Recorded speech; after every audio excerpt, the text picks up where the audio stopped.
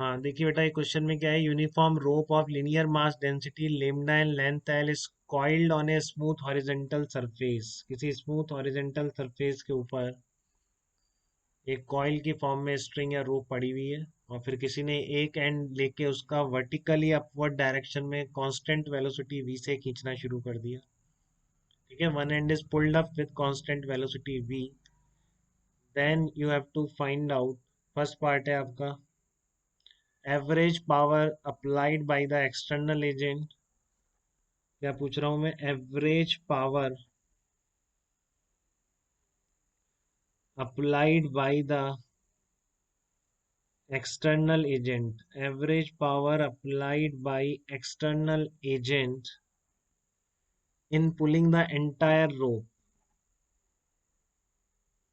in pulling entire rope just off the ground। पूरी की पूरी वायर लेंथ की टोटल कॉइल करी हुई रोप पड़ी हुई थी, इसको पूरा पुल करने में average power applied by the external agent in pulling the entire rope just of the ground, कि जस्ट वो ऑफ ग्राउंड से उठ जाए। इसका मतलब क्या है, जस्ट ऑफ द ग्राउंड, कि जस्ट उठ जाए। ठीक है, ध्यान देना है आपको इस पे। सेकंड पार्ट है आपका इसका, in the above question the maximum power delivered by the agent in pulling up the rope. In the above question क्या करें, मैं सीधा लिख दूं, फाइंड आउट कर दिया आपने, तो फाइंड आउट मैक्सिमम पावर, कि उसको मैक्सिमम पावर कब लगानी पड़ी है, कितनी लगानी पड़ी है। Maximum power delivered by the external agent, maximum power delivered by agent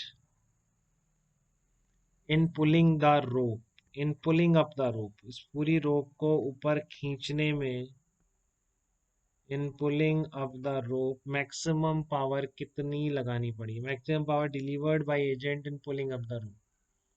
जबकि ऊपर वाला एंड, जब एंड ऊपर वाला एंड के जो भी इसमें ऐड होता जा रहा है वो कांस्टेंट वेलोसिटी v से चलने लग जा रहा है। ठीक है, तो एंड नहीं, जब तक ऐड नहीं था मास तब तक रिलेटिव वेलोसिटी उसकी क्या थी, रिलेटिव वेलोसिटी नहीं, ऐड होने से पहले जीरो है, जस्ट ऐड होने के बाद v हो गई।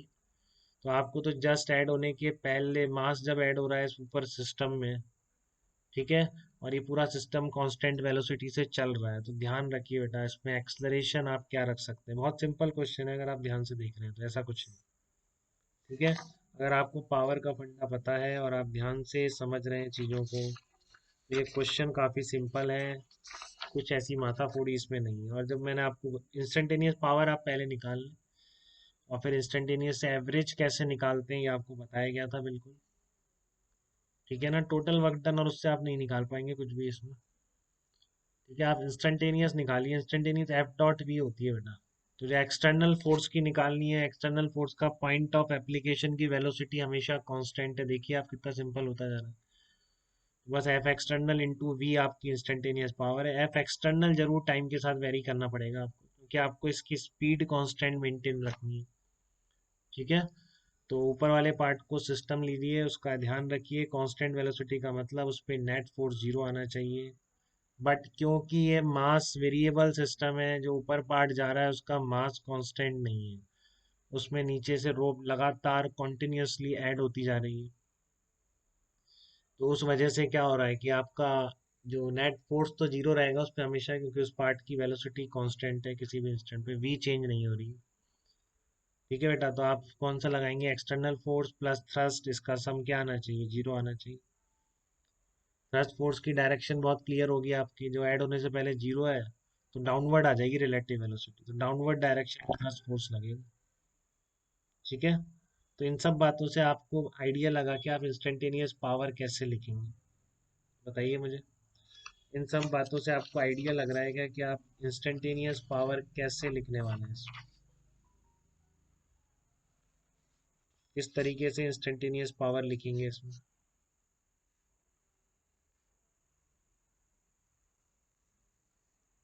बोलिए बेटा, इंस्टेंटेनियस पावर कैसे लिखी जाए, तो काफ़ी सिंपल क्वेश्चन है, अगर आप चीज़ें ढंग से समझ रहे हैं। इस ये जो आपका वर्टिकल पार्ट है इसको सिस्टम ले लीजिए बेटा।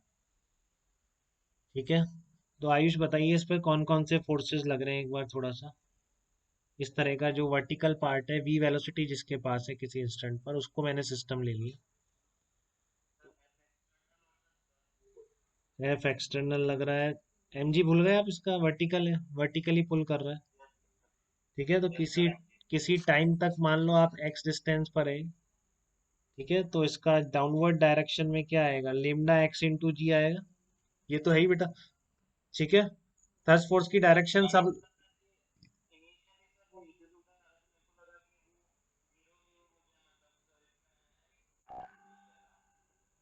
नहीं, ऐसे आ रहा हूँ किसी जनरल बीच में एक्स लिखी हमने, लेंथ ऐड होती जा रही है। ठीक है, तो मैं पूछ रहा हूँ आपसे बाकी बताइए, तान्या आप बताइए बेटा कि इसमें रिलेट थ्रस्ट फोर्स की डायरेक्शन क्या आएगी, थ्रस्ट फोर्स की डायरेक्शन क्या आएगी सिस्टम पर। वेरी गुड बेटा। तो क्लियर है बेटा, मास ऐड हो रहा है इसमें, तो आप क्या करेंगे, वी रिलेटिव किधर है, वी रिलेटिव मतलब जो जस्ट ऐड होने वाला पार्ट है वो शुरू में रेस्ट पर था, ऐड होने के बाद तो शुरू में यहीं पे था रेस्ट पर, और इसकी वेलोसिटी जिसमें ऐड होने जा रहा है ऑलरेडी वी है। तो वी रिलेटिव मतलब वी डीएम मास जो ऐड होने जा रहा है उसकी ग्राउंड के रिस्पेक्ट में, माइनस जिस एम में वो ऐड होने जा रहा है उसकी ग्राउंड के रिस्पेक्ट में, ऐसे ही लिखेंगे रिलेटिव वेलोसिटी।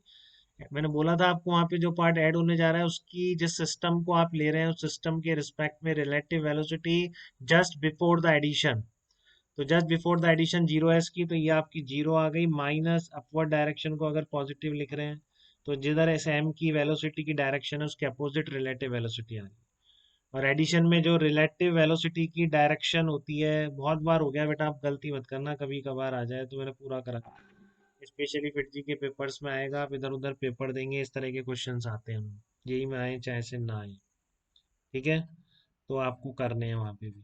तो थ्रस्ट फोर्स की डायरेक्शन क्या बेटा आ गया, ये कह रहा है किसी ने निकाल लिया आंसर। तो थ्रस्ट फोर्स कितना आ जाएगा आपका, वी रिलेटिव इंटू डीएम, अब डायरेक्शन तो पता पड़ गई, मैग्नीट्यूड भी लिख दो, मैग्नीट्यूड में तो कोई दिक्कत ही नहीं, वैसा की वैसा क्वेश्चन। थ्रस्ट फोर्स क्या होता है, V relative into dm by d t होता है। वही बात है बेटा, एकदम वही बात है कि आपने इसमें मान लो वी रिलेटिव कितना है आपका, वो आपका वी के बराबर होगा, कांस्टेंट वेलोसिटी से जा रहा है वो। ठीक है, तो एडिशन होने वाले पार्ट की रिलेटिव वेलोसिटी, जो भी पार्ट किसी भी इंस्टेंट पर आ रहा है वी है उसकी, into d m by d t, मान लो डी टी टाइम में डी एक्स लेंथ ऐड हो गई तो क्या हो जाएगा, d x by d t. जितने पर सेकंड लेंथ ऐड होगी उतनी ही तो ऊपर जाएगी पर सेकंड, हो जितनी लेंथ ऐड हो रही है उसके जस्ट पार्ट ऊपर उतना ही तो चला जा रहा है बेटा। अगर वाई लेंथ ऐड हुई है टी यूनिट टाइम में तो उतनी वाई लेंथ ऊपर भी तो चलेगी। इसका मतलब ऊपर वेलोसिटी कितनी है इस स्मॉल एलिमेंट की, वी के बराबर है। ठीक है, तो जिस रेट से लेंथ ऐड हो रही है वही है आपका, तो ये कितना आ गया आपका, लेमडा इंटू वी स्क्वायर आ गया बेटा थर्स्ट फोर्स की वैल्यू। कोई दिक्कत किसी भी बच्चे को यहाँ तक, किसी टाइम टी पर आपके थर्स्ट फोर्स की वैल्यू भी कांस्टेंट आ गई, देखिए आप इसमें, बट एक्स बदलती जा रही है इसलिए जो आपका एक्सटर्नल फोर्स है वो वेरिएबल है। ठीक है, अब मास सिस्टम का वो चेंज नहीं हो रहा बेटा, तो आप इस पर F equals to m a लगा रहे हैं सिंपली, ये मैं जीरो कर दूंगा क्योंकि इसमें वेलोसिटी कांस्टेंट है सिस्टम में। फोर्सेस कौन से आ गए, एक्सटर्नल आ गया आपका माइनस, ये बनता ही नहीं है ये में से, एफ एक्सटर्नल आ गया minus lambda x into g आ गया, F external minus lambda x into g, और minus thrust force minus lambda into v square. ठीक है, तो कितना आ गया आपका एफ एक्सटर्नल फोर्स, कितना आ जाएगा बेटा, इसका आ जाएगा lambda x into g plus lambda into v square. ठीक है, तो ये टी टाइम पर लिखना चाहता हूँ मैं, टी टर्म में लिखूंगा क्योंकि power as a function of time आएगी तो इंस्टेंटेनियस पावर मिलेगी, उसका इंटीग्रेट करके मुझे एवरेज पावर मिलेगी। तो ये बहुत ही सिंपल वे में बेटा, external force as a function of x तो निकाल लिया, बट इसको क्या in function of time convert कर सकता हूँ क्या मैं, कोई बता सकता है इन फंक्शन ऑफ टाइम कैसे कन्वर्ट कर दूँ, बता सकता है कोई, कांस्टेंट वेलोसिटी से है उसकी वी हमेशा कांस्टेंट है, पुलिंग जो पॉइंट है ये हमेशा, ये वाला है पूरा vertical part constant velocity v से चल रहा है, तो क्या आप मुझे इसको as a function of time में कन्वर्ट कर सकता है क्या कोई जल्दी से, फंक्शन ऑफ टाइम में क्या लिखा जाएगा ये, इन फंक्शन ऑफ टाइम इसको कैसे लिखेंगे, वी तो कांस्टेंट है, लेमडा कांस्टेंट है, एक्स वेरिएबल है, मतलब एक्स को as a function of time नहीं लिख पाओगे क्या, ऐसा हो गया, बताओ, ये जो एक्स है इसको आप फंक्शन ऑफ टाइम नहीं लिख पाओगे क्या।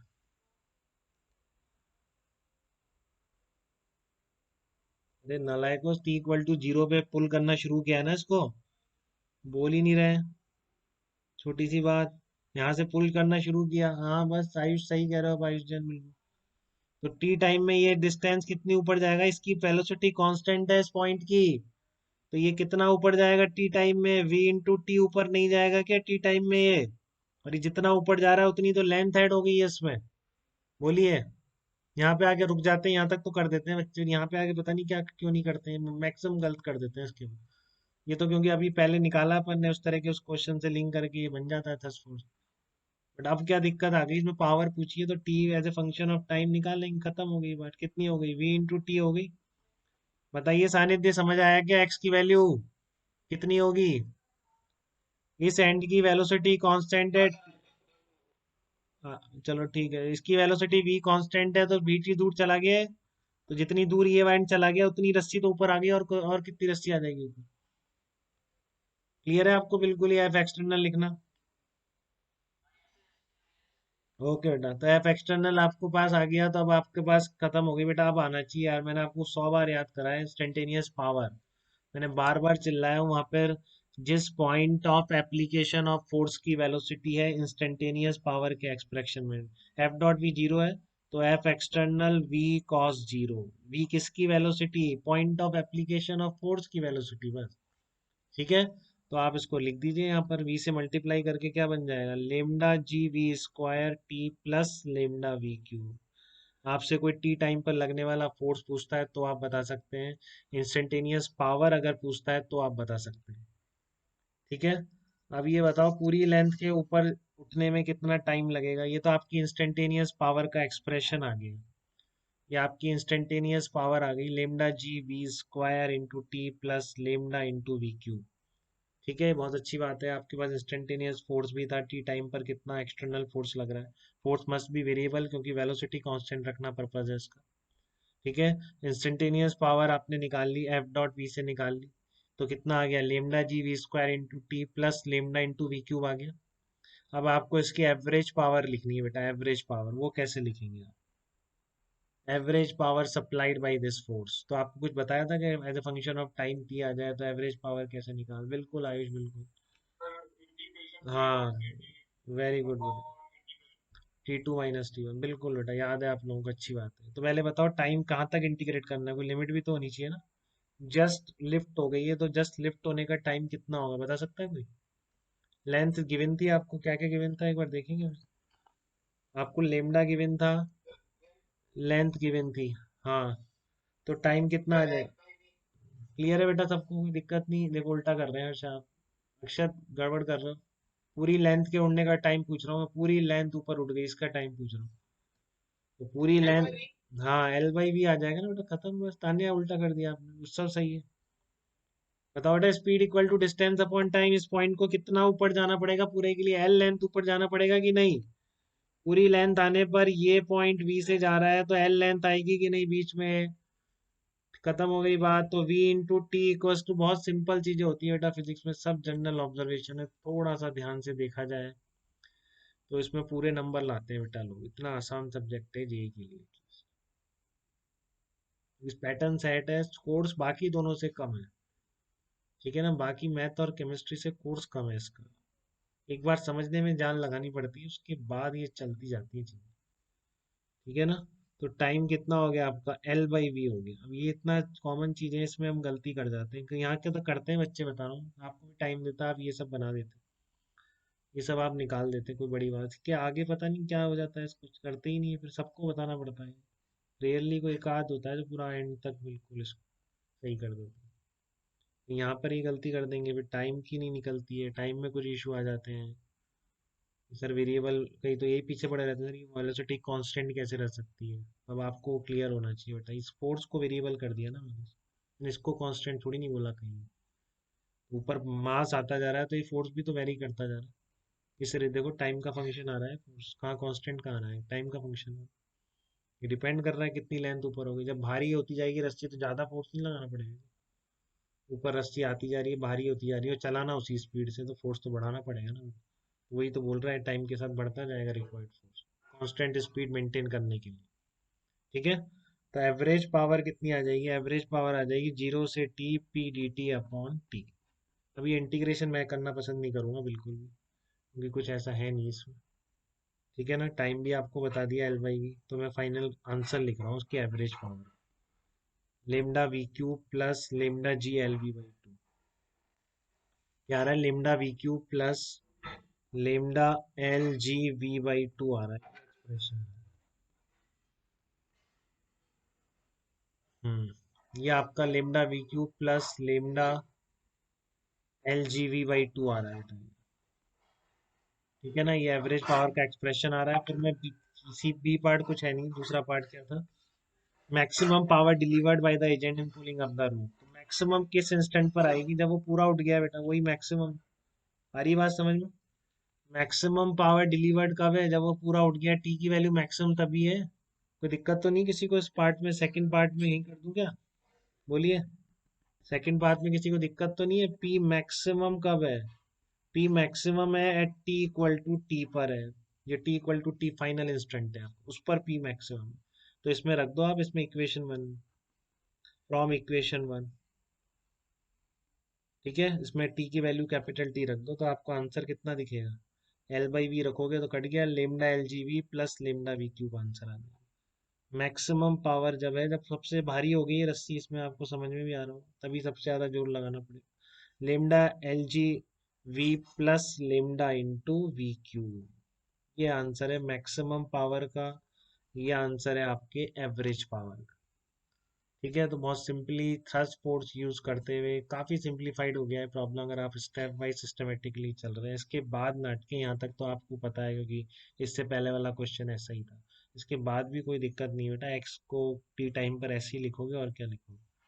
तो ये वेरिएबल फोर्स मिल गया ना, इंस्टेंटेनियस पावर है, एवरेज पावर कैसे निकालते हैं, इंटीग्रेशन कर दो। ठीक है, तो यहाँ तक कोई दिक्कत बेटा किसी को तो बताए।